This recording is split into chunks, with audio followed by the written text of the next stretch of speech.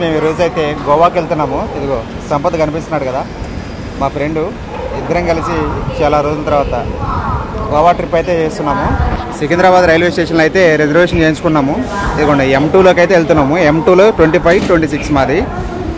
ఇదిగోండి వెళ్తున్నాము. అరే బ్యాగ్ పట్టింది చూడు గుండు. అరే ఏంటంటే బ్యాగ్ పట్టింది. మా ఊరికి బ్యాగ్ పట్టింది చెప్పు. మా ఊరు ఇంకా ఫ్రస్ట్రేషన్లో ఉన్నాను ఫ్రెండ్స్. ఎందుకంటే అటాచ్మెంట్స్ ఇవ్వలేదంటే ఏసీ ఫ్యాన్స్. అవసరం అయితే నేనే వెళ్ళి ఇచ్చేసేస్తాను అంటున్నాడు. లోపల కోసేస్తుంది. ఇంతలో నిదానంగా మన ట్రైన్ అయితే స్టార్ట్ అయిపోయింది.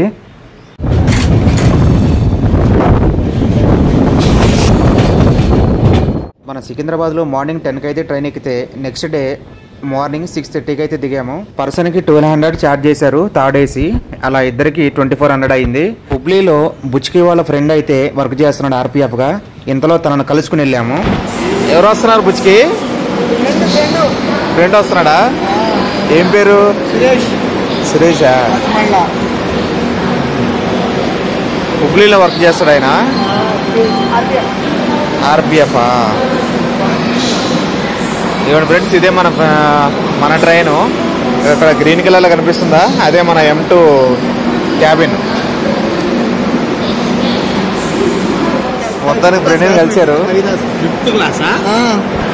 బ్రో నుంచి కదా? అవును.